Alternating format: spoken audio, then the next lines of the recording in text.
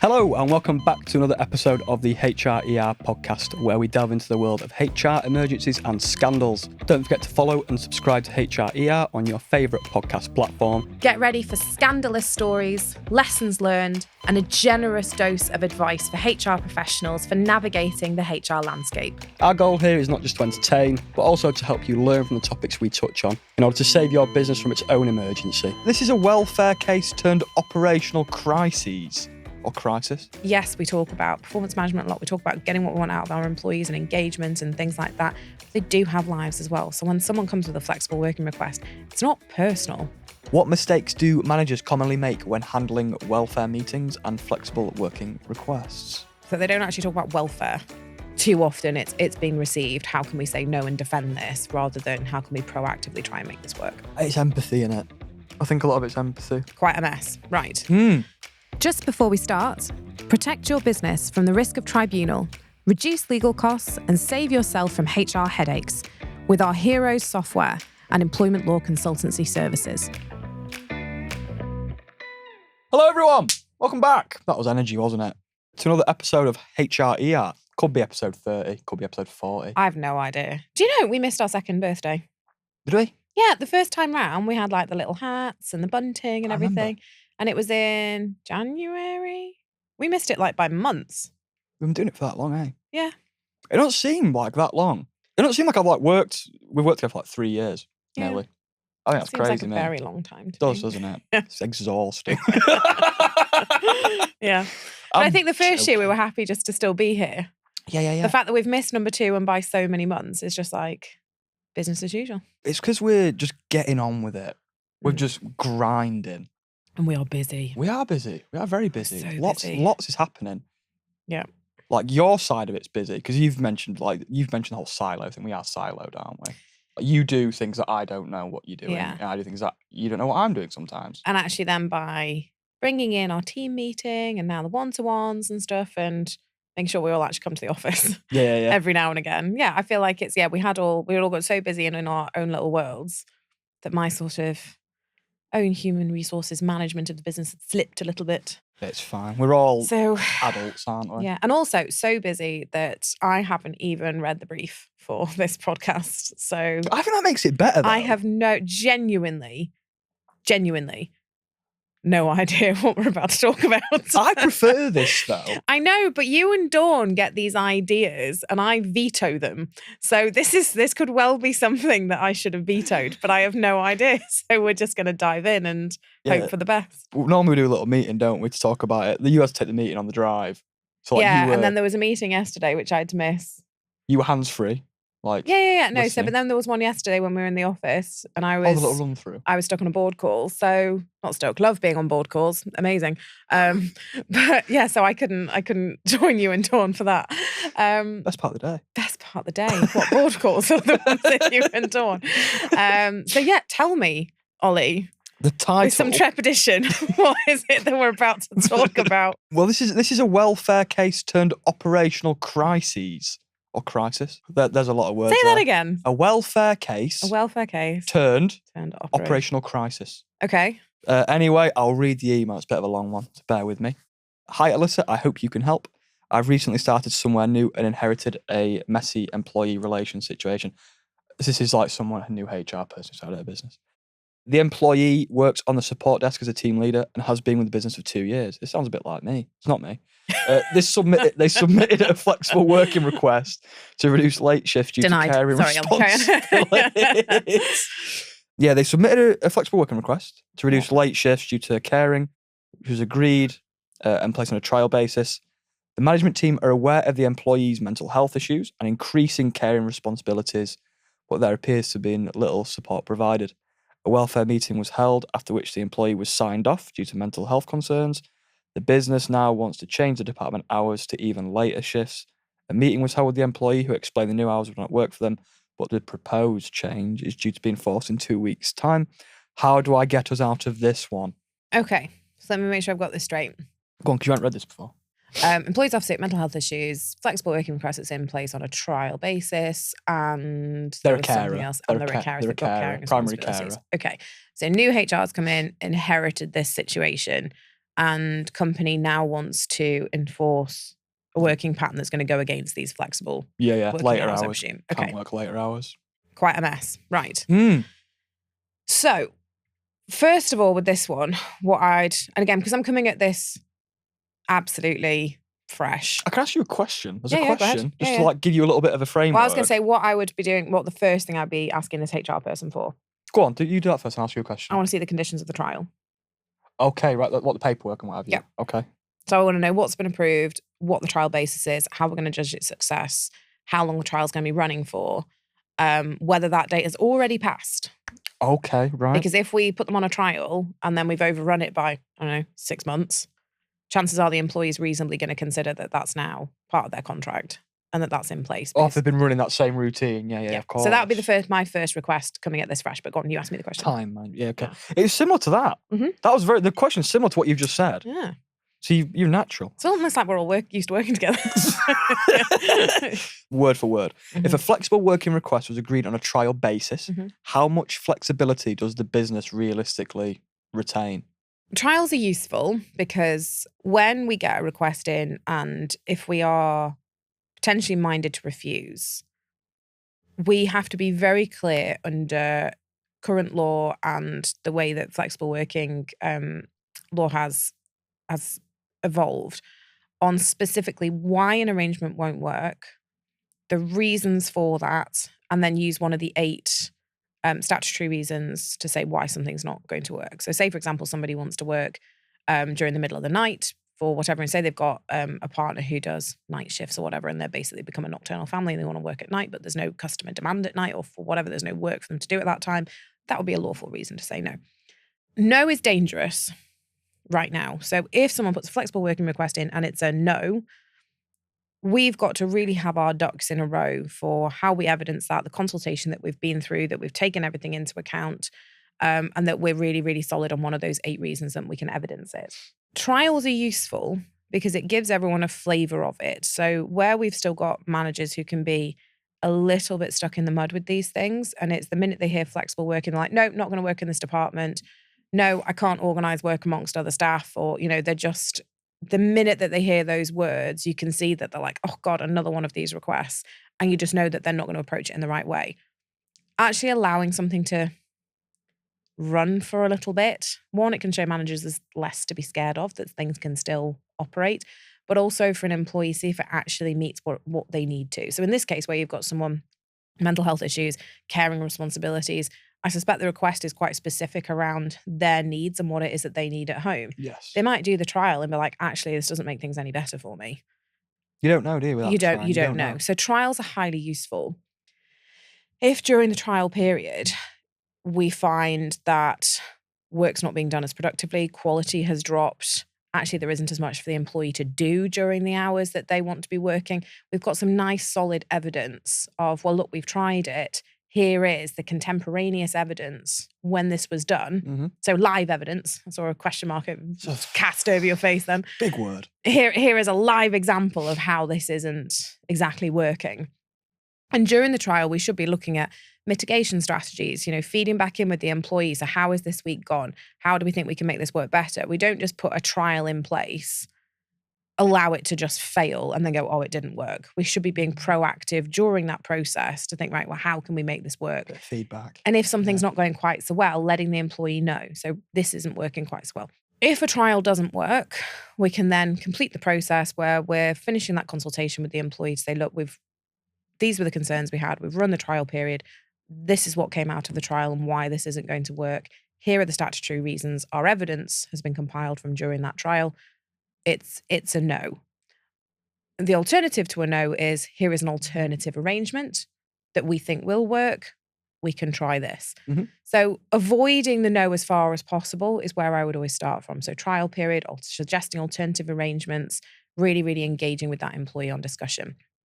So you can, in principle, to answer the question, be quite flexible with trial periods.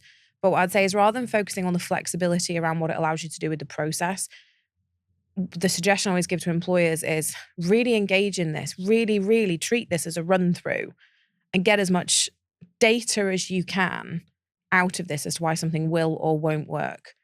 and try not to have it as just being to prove a negative. So to prove why this isn't going to work, and making sure that we're checking in with managers as well to go, look, if this is going well, reinforcing those points, so that we're trying to change some attitudes internally as well, because flexible working isn't going anywhere. And actually it's becoming very, very much more employee centric. The starting point needs to be really, yes, how we can make this work, rather than no, and let's find a reason why it won't work. I don't think there's ever been a bigger time where like work-life balance is such a buzz term, you know? If I was still in like a corporate law firm Yeah. or traditional law, I probably would still be one of those people who turns my nose up at like work-life balance. Like, don't get me wrong, I work a lot of hours. Yeah. But I'm a founder of the business. I've chosen this life. And there's a joke where it's like, oh, I'm really glad I work for myself. I've got the flexibility to choose when I do my 100 hours a week. But life isn't all about work. No. It's not, yes, I wouldn't go as far as to say, when you've got people who are like, coming to work and expecting to do nothing and be paid to go and fund a lifestyle. You're under a contract of employment, you've got obligations, you're there to bring your best and, do what you've promised the employer to do. Work is, for most people, a means to an end. Mm-hmm. And I think for employers where you want someone to do something more than a means to an end, we've got to incentivize people. Because if you have someone who comes to work because they want to either pay the mortgage and then go off traveling around the world and be able to have that flexibility and that freedom, if you want more out of them and you want them to be more engaged, you've got to give them a reason to do it. You can't necessarily change what people are passionate about. And you can't expect people to be passionate about a business that isn't their own. So thinking about how we engage people, how we motivate people, how we get them to bring their best is going to be a live conversation alongside that whole work-life balance thing. Because I think criticizing people for wanting balance in their life and actually having a life. It's crazy, yeah. It's crazy when you think about it. Maybe like 20 years ago, like when my parents were like in the height of their sort of working career, it was all like work, like not hustle culture, but like you had to be visibly working, you know. If I'm like ever at home, working from home, and like my mum rings me like, I'm just hanging the washing up, she's like, why are you sat at your computer? I'm like, Mum, I'm not like... Yeah. See, I hate presenteeism. Yeah, that's the word. Just like showing that I'm present, showing that I'm at the computer. If someone's output and someone is available when they are needed to do the work that they are being asked to do, then great. But yeah, you're not going to find me performance managing you for hanging out the washing at 2:00 on a Wednesday. No, crazy. I don't care. Like, Michael was same as well, to his credit. He were like, if you can do work in an hour, like, and a lot of people can do in 8 hours, like, do it in an hour. Yeah. Do you know what I mean? And then maybe like have a break or do something else or do some research or whatever you want to do. But like optimality as opposed to just for the sake of it. But I'm also, I do work, like I say, I do work a lot of hours, but I'm very much of the mind, well, work hard, play hard. I don't think work has to be your entire identity, which my friends will question at the moment because they'll be like, work is your entire identity, because it stops me talking about Iron Man. I was going to say, like, your play hard is like running 100 kilometres up a mountain at a weekend. 56. 56. But yeah, 100's my brother. 56 on Saturday. Oh my God, I'm terrified. Let's not talk about that. It's literally going to give me palpitations to think about that race. But yeah, I think the expectation that we want people just to be obsessed with work and have no life balance is unreasonable unless we're giving them a reason to choose that as a lifestyle. And I think if you force it, that's when you end up with people who are disengaged.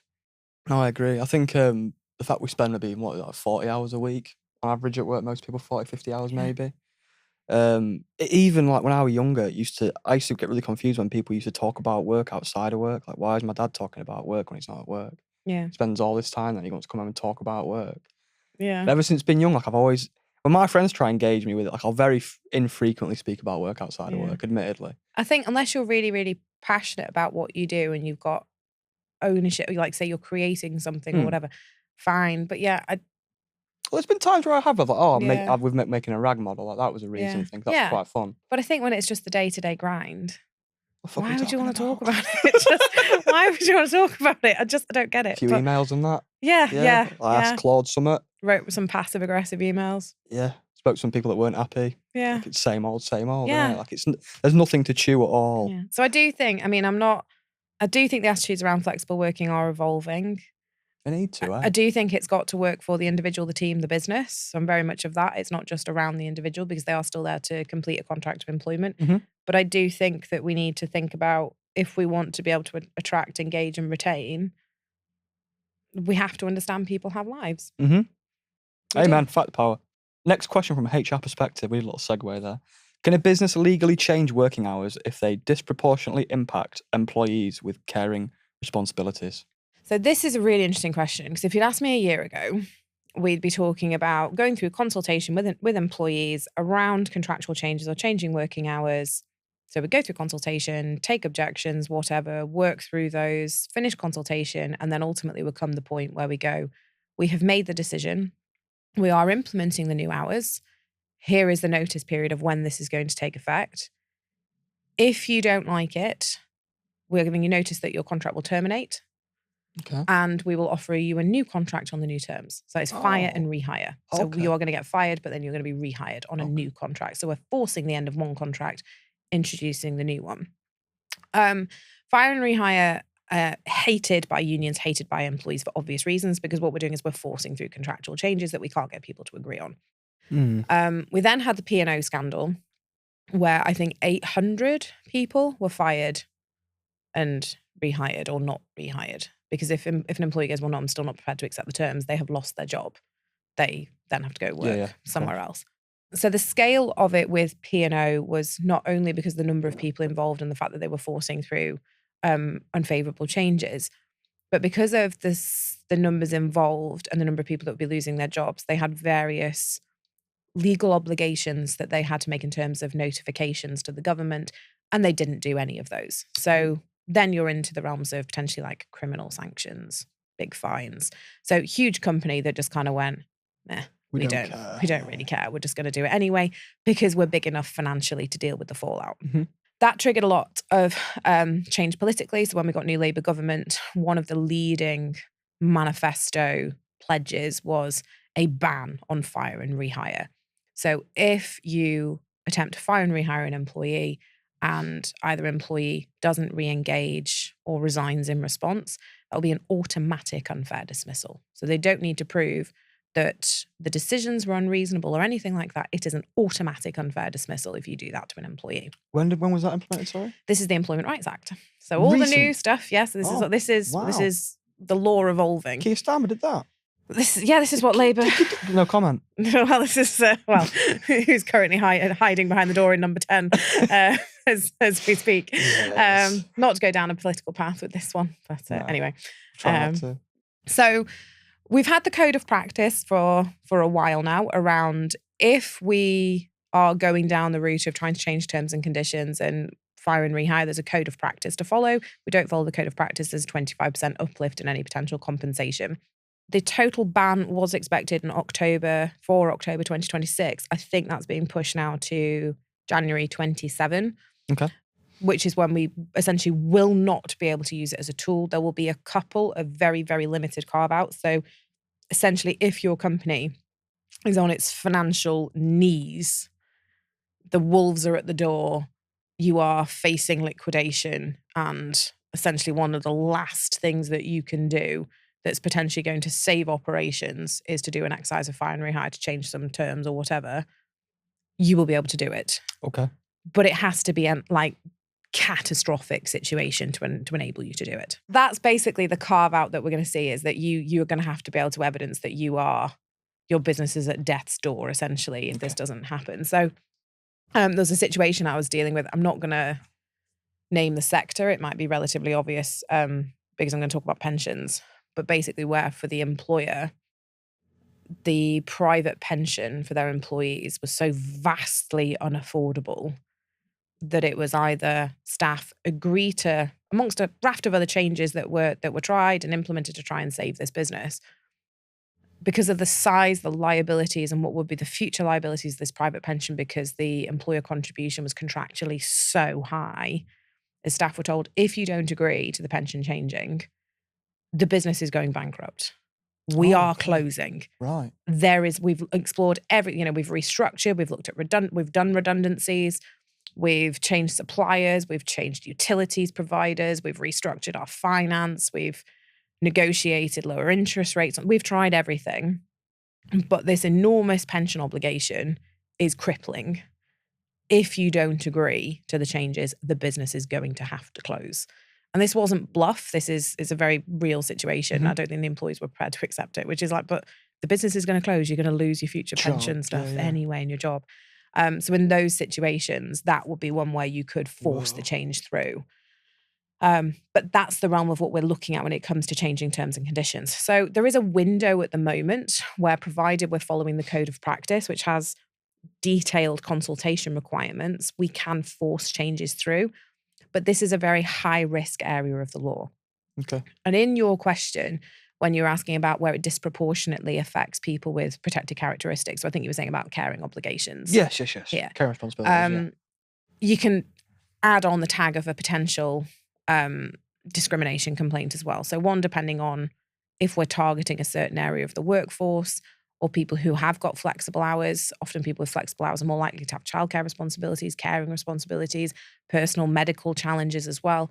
We've got to be careful that if we are doing a sweeping neutral change or implementing a policy, criteria, or a practice or a PCP that affects everybody, is implemented across the whole workforce but disproportionately impacts a certain group, it's indirect discrimination.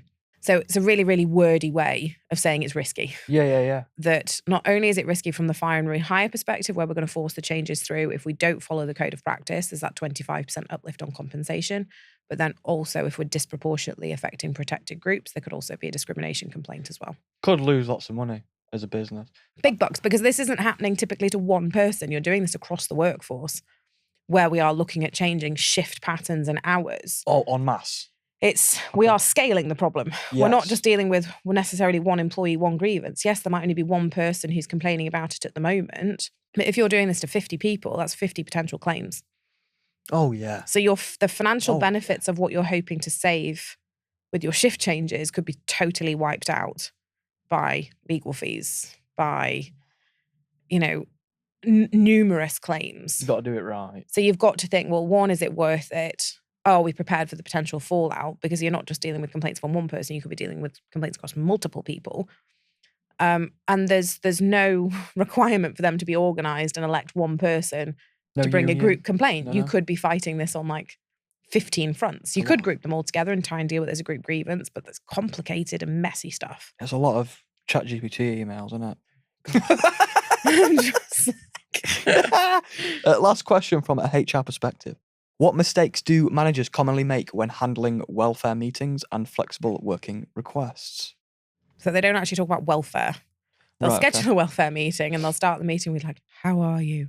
And then it gets drifted into essentially the start of a capability process. So they're using it almost like their meeting one, where they're like, well, this is the impact on the business of your absence, and this is what the process will be if you don't come back soon. No, it's a welfare meeting. You're there to talk about the employee's welfare. And they sort of use it as a, the horse is coming out the blocks and they want to start the race to get this process started because someone's been off for ages. No, welfare meeting is, how are you, employee? What can we do to support you? Here are the various employee engagement and assistant options that we have. Can we refer you to occupational health? Do you want some therapy? Do you want some, whatever it is. How can we help you? Yeah, it's a welfare meeting. It's this is going to cost us this much money. It's not a veiled threat as to if you don't come back soon, this is what's going to happen to you. That's awful. Yeah, that happens more often than you'd think. That I would say is the biggest mistake with that. Also forcing people into welfare meetings. Would you like a welfare meeting? No. Well, it's compulsory. No, if an employee doesn't want a welfare meeting, say, look, well, if you're not feeling up to it now, we'll ask again in a week. Or if you change your mind, just let us know at any point. We're here for you. That sounds very Jehovah's Witnessy. What? I'm just going to come back knocking. Just going to come back, knock. You've got to strike a balance because, and I've come across this in a live litigation where someone admits, yes, I was offered a welfare meeting, but actually on that day, I was having a severe depressive episode. My mother had died, the dog was ill, the debt collector had been to see me in the morning, and my child had been sent home from nursery with like up the wall vomit. I really didn't want a welfare meeting that day. I just kind of wanted to survive the day. Yeah. They go, but actually, had you checked back in a few days later, when I'd calmed down a little bit, I would have engaged. But no, they ignored me for 9 weeks. So but then if you ring them every day, do you want a welfare meeting?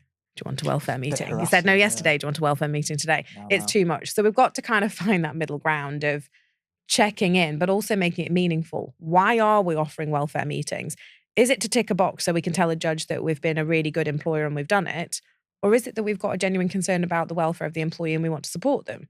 Is that what it's just called? Like if we had one, it'd be like Ollie welfare meeting. That's what it would be called in like the team's calendar. That's what I'd be looking at. Yeah. It'd be called that. Probably, yeah. To me, that sounds quite intimidating. Yeah, I mean, I could call it something else if that's better. What would you Meeting, prefer? I'm Just a like- meeting. Anything we're meeting in, Or, I'm a bit like. It's like, can we have a chat? It's like, Even oh, I'm getting that, fired. yeah, It's like, even oh, I'm getting that. fired. I don't know if it's just me or like because people think like the worst, don't We're they? check-in. I like check-ins. You like Nice. check-in? It's informal. Yeah. Yeah. Emotional check-in. You know, we want to talk That about sounds heavy. emotions. Welfare's That sounds very heavy. Is it? Welfare? I mean, I'm very British. Don't talk about emotions very This is much. true. You were born in Wigan. Yeah. Just pies and Just bread. Stone inside. Li- It's, yeah. the Wigan pie. Is it a Wigan bap? Where you put a pucker pie in a bread bun. And so no, I'm not a pucker pie enthusiast. So No? I always love Green Arches, they're a northern-based family. They made the most wonderful pies. I don't even know if it's still going now, but when I was a child, Green Arches pies or Pool's pies. I don't even think Pool's pies are going anymore. Oh, Pool's pies after swimming and before we went to the rugby. What's about like swimming Best pool? day out ever. So it was POOLE, I think. Pool's pies. Paul's pie. I recognise the branding. Yeah, it's really almost looks like handwritten above the doors. But that was like the best Sunday ever. It was swimming in the morning, go for a pie, and then rugby. Yeah, man. Like great northern day. That's so. No wonder Yeah. you like moved to Wales, eh? That's so Welsh. Yeah. Anyway, enough pie talk. Yeah. Let's, But anyway, no, what I was saying was about what is the purpose of the welfare meetings? We don't want to lose track of actually what it is that we're doing. So when we're trying to force it down an employee's throat, we're probably trying to meet our own aims there rather than like what the welfare meeting is for is to see how the employee is. Second half of the question was where they make mistakes with flexible working, which is, I would say, one, starting from a no and then trying to justify it and not being open to things like trials or actually understanding that it's got to be consultation and engagement process. Too often it's being received, how can we say no and defend this rather than how can we proactively try and make this work? So it's an attitude thing, I would say, with flexible working. It's empathy in it. I think a lot of it's empathy. That's what I pick up from you and Michelle, because I'm not a very empathetic person, I don't think. But when you and Michelle say things, I'm like, oh yeah, that makes sense actually. You know what I mean? That's why you do your job you do. Yeah. Michelle's got more empathy than me. Yeah. I was going Yeah. to say that, but I didn't know if it You was wanted to a be safe polite space. about it. You didn't know it was a safe place. I was going to To say tell me that. I've got no empathy. I didn't say no, just less than Michelle. Yeah. Michelle is Michelle's got a lot. super empathetic. Employee perspective. What options does an employee have if agreed working arrangements suddenly become unworkable? So if something becomes unworkable for the employee, you could potentially put in another flexible working request. Remember, we can do 2 in a rolling 12-month period. I would say having a chat with HR, your line manager, say, look, I know this is agreed. I know lots of work kind of went into this, but it's not working for me. Can we look at modifying it? But ultimately, once a flexible working request has been confirmed and been put in place, those are new contractual terms. So, and there will often be a warning, and not a warning, because that sounds really aggressive, but once this has been agreed, this forms part of your contract. It's final. Yeah. If from an employer perspective, we've agreed something and it then becomes unworkable, we're back in consultation to look at trying to agree changes. And if not, it's then whether we force a change through. If we force a change through, employee could resign and claim constructive dismissal. And then we're facing that as a claim, or the fire and rehire situations, but with all the caveats and the warnings that we've talked about in this session. Take your time with it. The last one was from employees. What should employees expect from a welfare meeting, support or process? But I think We've kind of covered that. we've kind of covered that, yeah. Closing comments. The question is, what measures can HR departments take to prevent this in the future? A clear and detailed policy around flexible working. Make sure that managers are trained around this sort of stuff. Yeah. What we don't want is employees talking to managers about flexible working and managers going, oh, that's not going to be approved here. We're starting at a point of having liability before we've even had a go at the process. And remembering, yes, we talk about performance management a lot. We talk about getting what we want out of our employees and engagement and things like that. But they do have lives as well. So when someone comes with a flexible working request, it's not personal. They've got likely either legitimate things they want to go and do, but also remembering, and this is still something I see with employers, is to go, well, they're not a parent, they're not a carer, so, well, what do they need it for? I don't know. mountaineering once a week, whatever they want to do. It's their business. There's no like... you don't have to have a good reason for Right, why okay. you want it. It can sometimes help for having those conversations as to why something's important to you. Helps build that trust and that relationship between employee and employer. They don't have to have a good reason. If they want to change their working hours, they can put a flexible working request in. It's just a request, isn't it? Yeah. That's all it is at the end of the day. Just to sort of finalise and to get a most important selling hook in there, called a CTA. Call to action. There we go. Yeah. See? Yeah. Even I'm learning things in this job. What can we do? How can we help you? I think actually Heroes has kind of grown up a little bit. So we've gone from having, when we first started out, we were consultancy, and then we had the software, and then the e-learning kind of got added on, and it was like, we've got all this great stuff that we can help people with, but it was all kind of all over the field. Yes. Whereas now everything's in one place.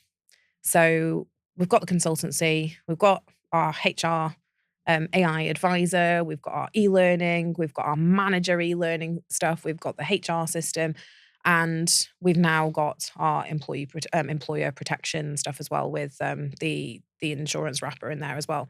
And it's all in one place, one subscription. It's mega cheap. Mm-hmm. But it just means you know where everything is, your administration, your compliance, your processes, everything is in one place. So I think it's a much more mature, much more grown up offering. I feel like our little sort of Heroes graphic that we had at the beginning is it's all grown up now. But yeah, that's how we can help now. Is I almost call it like my employment law cuddle, where we can just wrap our arms around your business and be like, whatever it is that's employee HR related, whether it's systems, whether it's training, whether it's advice, whether it's cover, it's all there in one subscription. We've got you. Yeah. Have you seen the film Drill Bit Taylor with Owen Wilson? Not seen it? No. He does this thing where he's like, "Oh, you see that? That's you. You're under my wing." Yeah.